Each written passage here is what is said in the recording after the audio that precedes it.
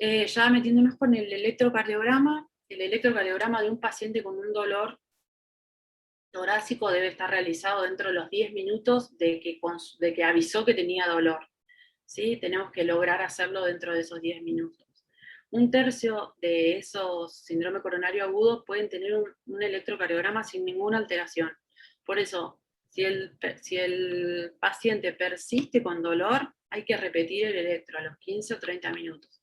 De hecho, justo en esta semana tuvimos un caso de un dolor precordial, de un dolor torácico en un paciente internado acá, fue el miércoles pasado, que lo traje para mostrárselos, y bueno, pasa eso, el primer electro dentro de los 10 minutos fue normal, pero luego tuvo cambios a los 30 minutos, siempre tuvo el mismo dolor, pero su primer electro fue normal. O sea que no duden en repetirlo cuando el paciente sigue con dolor. El electrocardiograma, su sensibilidad es variable. ¿Por qué? Porque si tenemos un paciente que tiene antecedentes de infarto, de CRM previa, o por ejemplo un bloqueo completo de rama izquierda previo, nos van a tapar los cambios agudos, ¿sí? de un infarto. Por eso su sensibilidad es variable.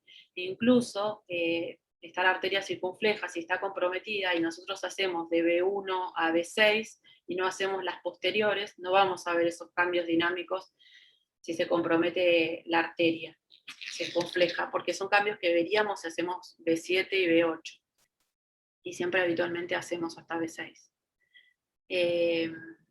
Bueno, con respecto al electrocardiograma, siguiendo, hay cambios, esta lista de cosas que hice son falsos positivos, son, digamos, como que simulan un síndrome coronario, pero no lo son.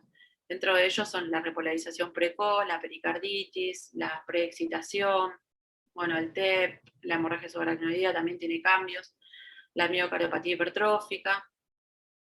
Entonces nos confunden, entonces son confundidores, o sea que con el electro mucho no podemos contar, tenemos ahí una pata del diagnóstico que no está claro.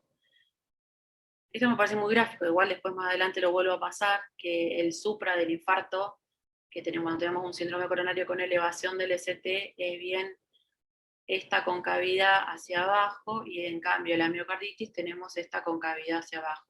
Por eso la miocarditis tiene supra, pero bueno, tiene otra morfología, por eso hay que estar atentos a estos confundidores, digamos, con respecto al síndrome coronario.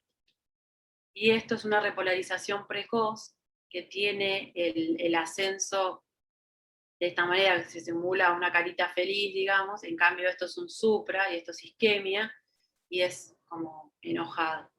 Estos dos casos son como lo que quise ilustrar, es que son confundidores, digamos. Tenemos supra, pero tenemos otras morfologías. Los que son claros de isquemia aguda, nosotros los dividimos en dos: el síndrome coronario con elevación del segmento ST y el síndrome coronario sin elevación del ST. Acá tenemos un ST normal, en cambio, cuando tenemos un supra, miren esto, está bien que el supra tiene su evolución en el tiempo, esto va a ser bien agudo, después va a ir cambiando, hasta puede invertir las T con el tiempo. Definimos a síndrome coronario con elevación del ST a una nueva elevación del segmento ST en el punto J en dos derivaciones contiguas, con un punto de corte de mayor a 0,1 milivoltio en todas las derivaciones. Ahora los europeos dicen mayor a 0,15 milivoltios en todas las derivaciones, excepto en B1 y B3. Y hay donde los puntos de corte en B2, B3 es un poquito más, 0,2 en los hombres y 0,15 en las mujeres. Y los cambios en el ST, o sea, el síndrome coronario sin elevación del ST, podemos tener un ST rectificado, ven acá, cuando se ve así, igual en el electro, ST rectificado, horizontal o descendente, como acá. Mayor o igual a 0,05 milivoltios en dos derivaciones contiguas, o la inversión de la onda T también entra dentro de los síndromes coronarios sin elevación del ST, la onda T negativa. Este es un ejemplo de un síndrome coronario con elevación del ST, en lo que le mostraba es, esto tenemos, y siempre se sigue respeta una cara del corazón, ¿sí? Por ejemplo, acá tenemos T1, ABL, que es anterior, anterolateral, D4, D5, D6. Son supras. Estos son un infra, ¿sí? Como veis que acá está rectificado, AT negativa, y siempre siguen una cara. El tercer punto importante son los biomarcadores. Los biomarcadores se liberan gradualmente de las miofibrillas del corazón cuando se produce la isquemia, necrosis del corazón. Esto se puede cuantificar cada vez más rápido. En el 2012 se empieza a hablar de la troponina y se hace una primera definición universal de infarto, donde toda elevación de la troponina era diagnóstico de infarto. Después, en la cuarta definición de infarto, se empieza a agregar que como son tan sensibles estos biomarcadores de injuria, entonces teníamos como todo el infarto, digamos, y se empezó a sumar al cuadro, no solo la troponina, sino sumar el cuadro clínico. Entonces ahora podemos tener una troponina elevada, pero nos va a confirmar si es un infarto y de qué tipo el cuadro clínico. En la troponina es muy interesante el patrón de ascenso y descenso que tenemos con una troponina positiva. ¿Por qué? Porque hay enfermedades como una insuficiencia cardíaca congestiva crónica, digamos, una insuficiencia renal, pueden cursar con troponinas elevadas. Entonces, cuando tenemos un paciente con esos antecedentes y tenemos un dolor precordial, hay que hacer una curva, por lo menos un dosaje de 2 troponinas para ver si se mantiene, si asciende o desciende, para diferenciar entre elevaciones agudas de las crónicas. Esto es lo que le mostraba cuando la troponina, la última que estamos teniendo, es la de alta sensibilidad que tenemos acá en el hospital. El 90% se positiviza dentro de las 2 horas de iniciado el dolor.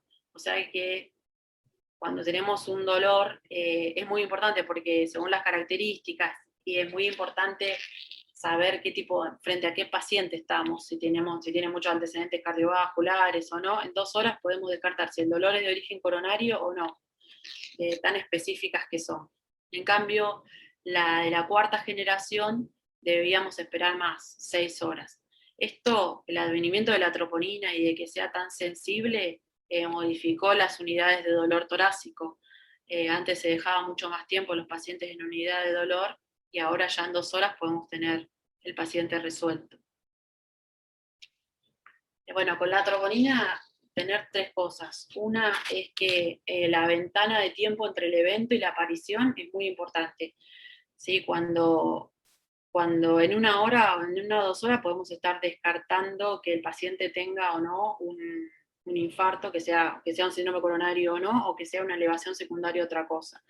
Los valores de referencia son muy importantes porque van a cambiar en todos los laboratorios y siempre hay que conocerlos, por esto de cuando hacemos el delta, que es la variación, es el dosaje de 2 troponinas para ver si se eleva o se hace una curva ascendente o no, o se mantiene igual, es muy importante que nosotros conozcamos el valor de referencia del lugar.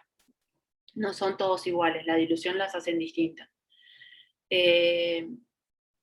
Lo que sí vamos a tener una elevación aguda, si tenemos un infarto, una emergencia hipertensiva, una insuficiencia cardíaca, todas estas causas van a cursar con una elevación aguda de troponina, la sepsis, el TEP, una FA que esté rápida, también nos va a dar la troponina positiva y también nos va a dar dolor precordial. Un síndrome aórtico, una miocarditis. Y crónicamente puede estar elevada en insuficiencia renal, en pacientes con insuficiencia cardíaca crónica, en miocardiopatías. Entonces, sabiendo todo esto, era como medio injusto decir, bueno, toda troponina es infarto. Bueno, no, puede haber un desequilibrio entre la oferta y la demanda y tener elevación de troponina. acá es más o menos lo que le decía, si tenemos un paciente con un electrocardiograma que nos genera dudas y que queremos terminar de estudiarlo con una troponina, si el dolor comenzó 6 horas previas a la consulta, ya con esa troponina, si nos da negativa, ya podemos tener descartado al paciente como que el dolor no es de origen coronario. Y si hacemos una segunda muestra, si el paciente tuvo un dolor en menos de 6 horas, por ejemplo, y queremos repetir, la primera nos dio normal, pero seguimos con una alta sospecha de que el dolor es de origen coronario, a las 3 horas podemos repetir otra, si es normal, ya nos quedamos seguros de que no es de origen coronario. Esto de con la cuarta definición de infarto, lo que dividieron es en distintos tipos, infarto tipo 1, 2, 3 y 4. El tipo 1 es el que ingresa acá a unidad coronaria, es donde hay la liberación de troponina, fue por un accidente de placa. Hubo una fisura, una erosión, una rotura que produjo o sea, un trombo en la luz, se estrechó, redujo el flujo, hay isquemia, hay infarto. ¿Sí? Por eso se libera la troponina. Este es el IAM tipo 1. Cualquier valor por encima del superior al de referencia del lugar va a ser un síntoma de isquemia miocárdica aguda. Eso le vamos a sumar los cambios en el electrocardiograma si los tiene o no, porque podemos tener infartos sin cambios en el electro, aparición de ondas Hooke si fue evolucionado. Bueno, si tenemos una geografía de urgencia, obviamente que vamos a ver el trombo. Entonces, a donde hay accidente de placa, llamamos IAM tipo 1. Infarto de miocardio tipo 2 es diferente, o sea, hay algo que es distinto a la enfermedad coronaria, hay un desequilibrio entre la oferta y la demanda. Pacientes con aumento de la frecuencia cardíaca, por ejemplo, por una FA, anemia, fiebre, tirotoxicosis, una cirugía mayor que no sea de origen cardíaco, los pacientes chocados, vamos a tener una elevación de la troponina, pero sin enfermedad coronaria. El vasoespasmo también puede ser una causa, o la disección, o un hematoma, embolias. El tipo 3 es el que se produce después de la muerte cardíaca de un paciente, la muerte de un paciente, si antes se le extrae sangre y tenemos elevación de la troponina, podemos decir que ese paciente tuvo un infarto tipo 3. Digamos, hubo algo en la fibra miocárdica, puede haber sido una FB o cambios isquémicos que elevaron esa troponina. El tipo 4 es el que se produce posterior a procedimientos de revascularización como una angioplastia, y el tipo 5 de post cirugía miocárdica. Entonces, la troponina se libera por una isquemia miocárdica aguda, por una rotura de placa, por una formación de trombo, pero también por otras causas que están por ese desequilibrio entre el suministro y la demanda. Y también por otras causas, como la contusión, como la radiomiólisis, miocarditis, insuficiencia cardíaca, miocardiopatía. Digamos que el diagnóstico del dolor precordial, del dolor torácico, para decir que es coronario, debemos juntar muchas cosas, no solo la troponina.